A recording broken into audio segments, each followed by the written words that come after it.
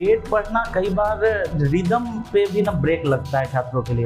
But बहुत सारे circumstances हैं, जैसे फ्लड्स का था, बाढ़ की स्थिति थी, और उन सभी सर्कमस्टांसेज को देखते हुए आयोग ने ये निर्णय लिया होगा निश्चित रूप से कि डेट को आगे एक्सटेंड किया जाए। बट छात्र इसको कैसे यूटिलाइज करें, ये बड़ा इंपॉर्टेंट हो जाता है। बिल्कुल भी फोकस नहीं करना है कि सीटेट का एग्जाम है क्या है। आपको अभी ये मानकर चलना है कि 13 और 14 दिसंबर को एग्जाम होने जा रहा है। आपको उसके ऊपर कुछ भी नहीं सोचना है, क्योंकि देखिए हो सकता है कि अगर फॉर्म कम गिरे तो हो सकता है कि 13 को ही एग्जाम हो जाए। वो तो डिपेंड करता है सर्कमस्टांसेस पे। सर, ये यूपीएससी लेवल क्या होता है कि बहुत सारे छात्र पैनिक कर गए। गोपालगंज से ही कई जगह से मेरे पास फोन आया कि सर ये यूपीएससी लेवल का क्वेश्चन हो जाएगा, हम लोग का होगा ही नहीं। सर, ये सबसे पहले तो आप बताइए यूपीएससी लेवल क्या होता है और क्या मानदंड है कि ये ही यूपीएससी लेवल का क्वेश्चन होगा। हिस्ट्री से, करंट अफेयर से, साइंस से ज़्यादा क्वेश्चंस आते रहे हैं।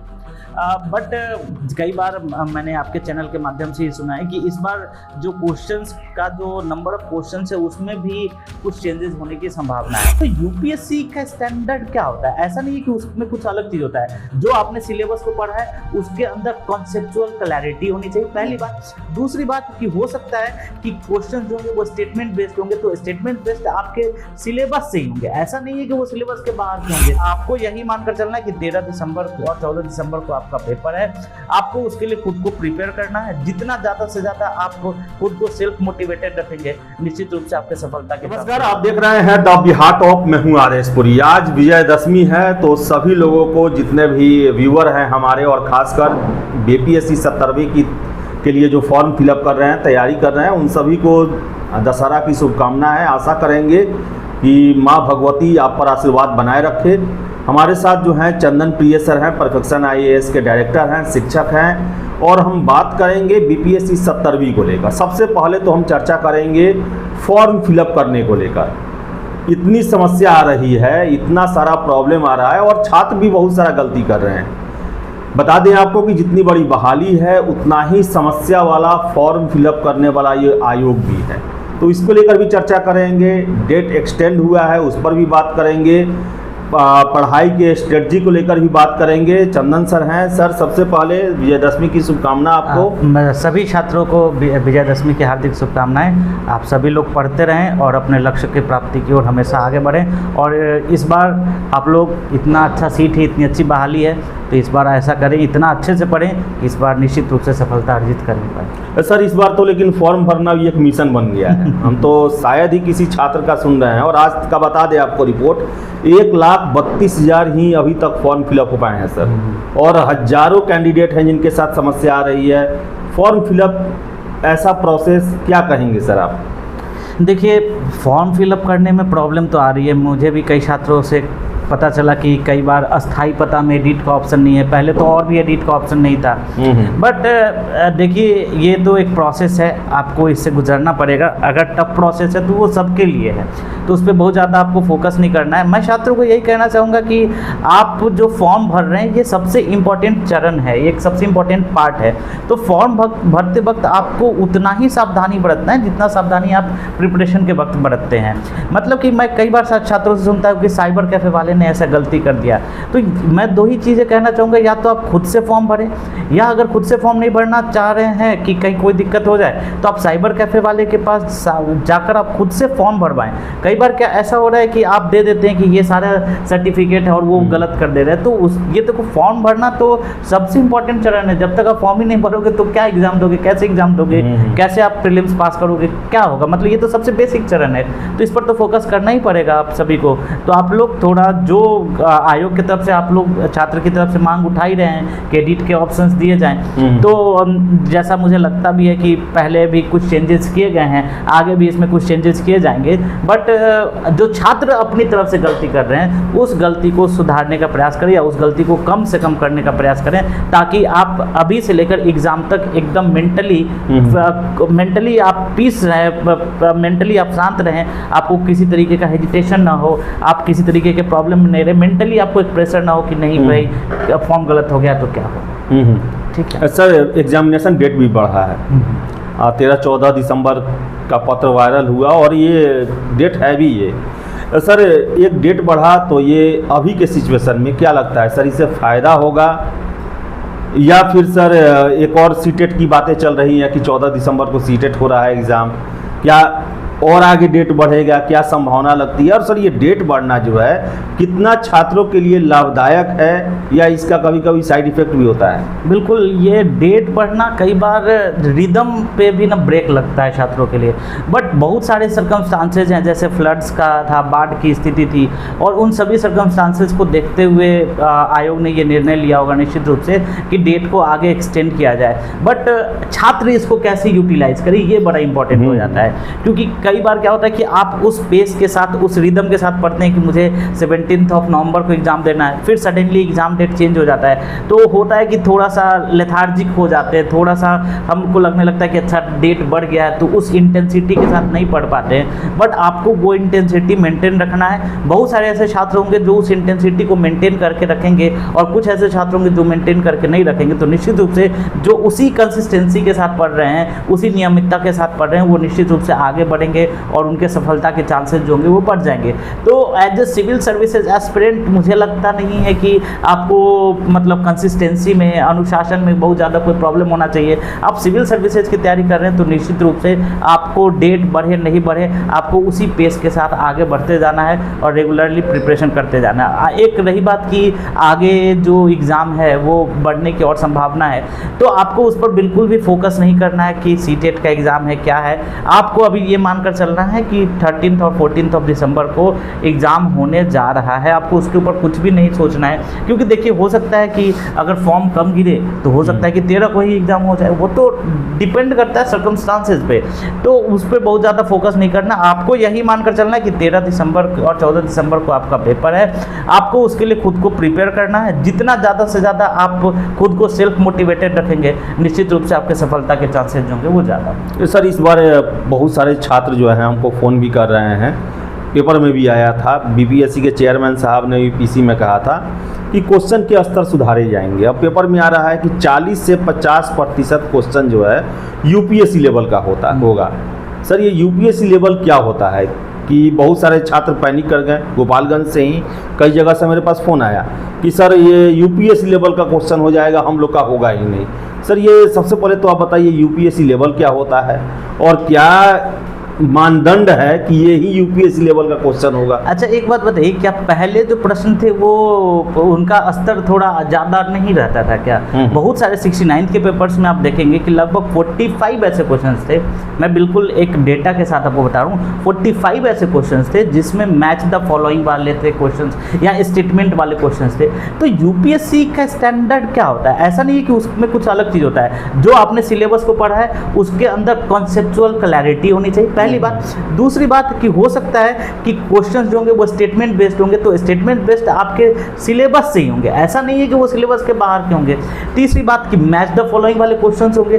तो आपने इन सभी चीज़ों को पढ़ा है, ये सारी बेकार बातों के ऊपर मुझे लगता है कि किसी भी छात्र को ध्यान नहीं देना चाहिए कि क्वेश्चन हार्ड होंगे, ईजी होंगे। आप इस पर आपको बिल्कुल नहीं ध्यान देना चाहिए। आपने जिस सोर्सेज से पढ़ा है, जिस तरीके से पढ़ा है, मुझे लगता है कि वही सबसे बेस्ट है। आपको उसी के ऊपर रिलाई करना है। अभी अगर आप सोर्सेज चेंज भी करोगे तो आपके लिए वो फायदेमंद नहीं होना है। आपको उसी सोर्सेज के ऊपर डिपेंड रहना है, उसी सोर्सेज को फॉलो करना है। सर आधार किस वर्ष को मानेंगे? सर 69वीं और 60वीं के एग्जामिनेशन के क्वेश्चन पेपर को आधार माना जा सकता है?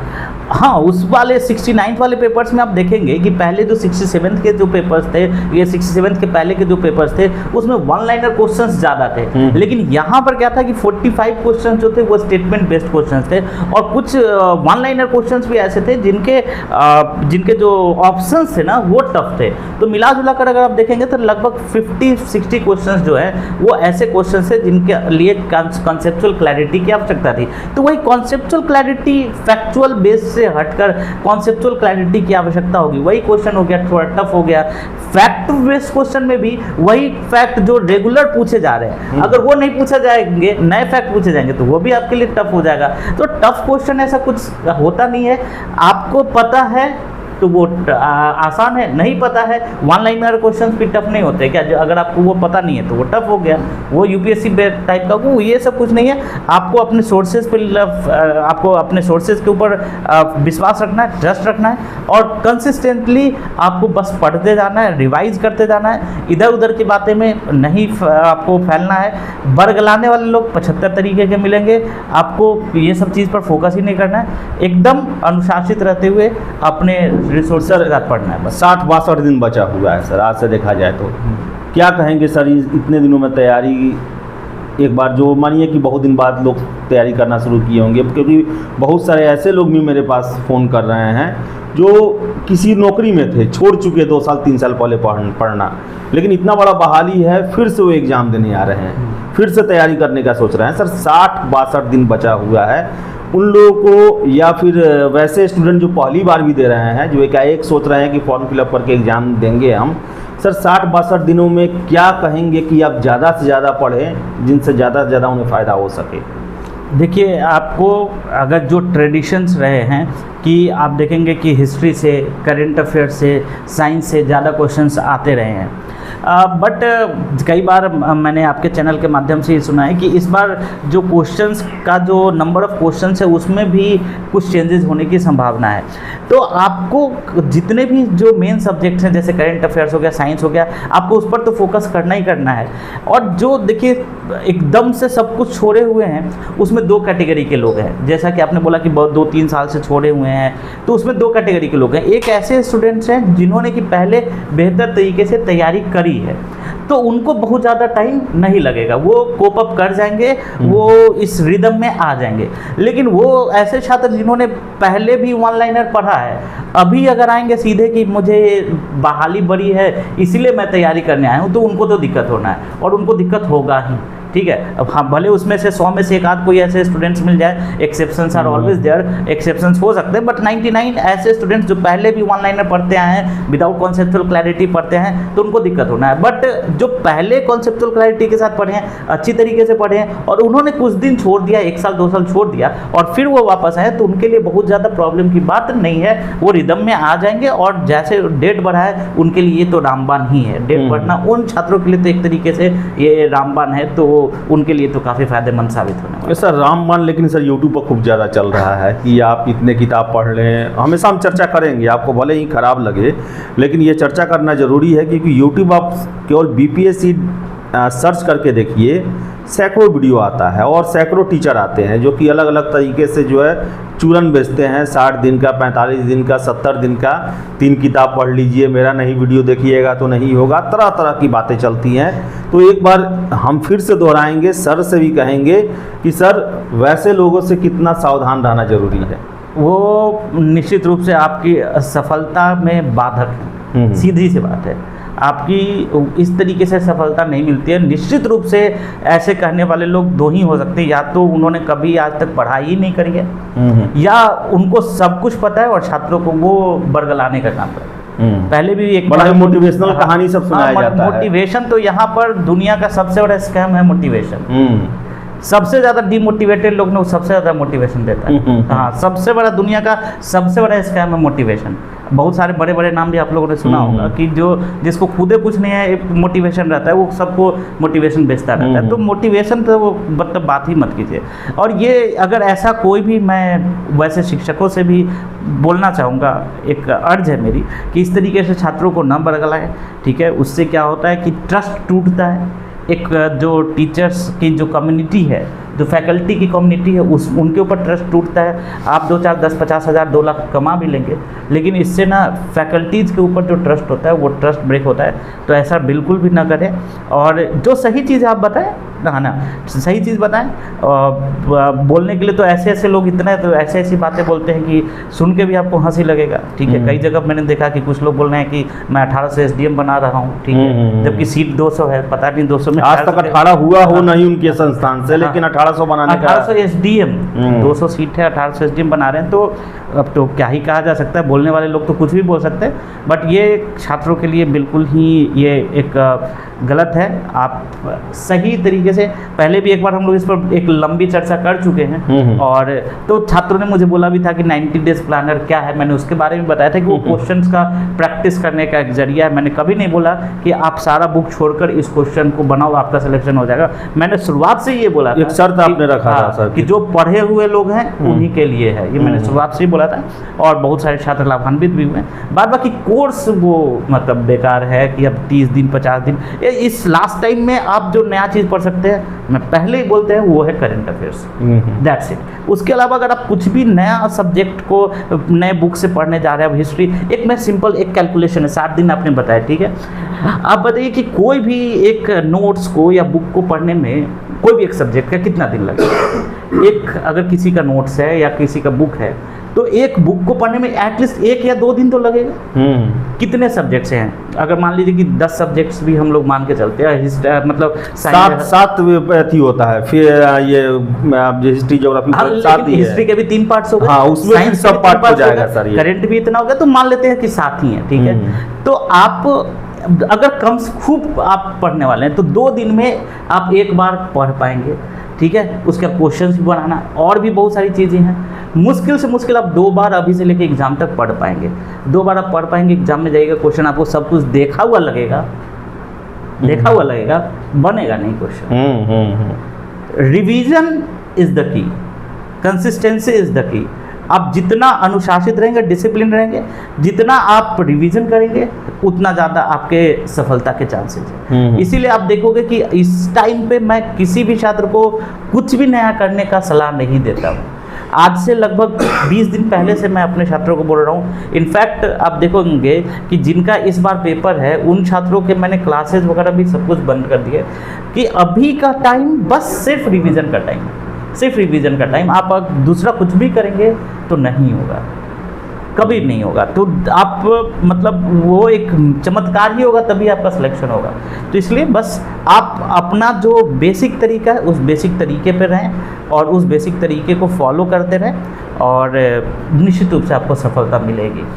तो चमत्कार नहीं होने वाला है। सिविल सेवा जो है एक तैयारी मांगता है, समय मांगता है, बिल्कुल, और वो समय आपको देना पड़ेगा। बयानवीर आपको बहुत मिलेंगे। 200 SDM का सीट है, 1800 सीट का वो रजिस्ट्री करवा रहे हैं कि हम 1800 सीट हमारे यहाँ से रहेगा, बाकी 250 और लोग बांट देंगे।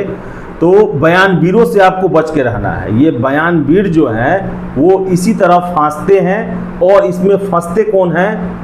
नए लड़के जो पहली बार सिविल सेवा के क्षेत्र में आते हैं, या फिर वैसे लोग जो बड़ी संख्या में सीटों को देखकर आकर्षित होते हैं, और उन्हें आकर्षित करने के लिए ही ये लोग बैठे रहते हैं, जो कि सोशल मीडिया पर बड़े बड़े बयान देते हैं, बड़े बड़े मोटिवेशन स्पीच देते हैं, लेकिन क्लासेस किन से चलवाते हैं जिन्हें कोई नहीं जानता।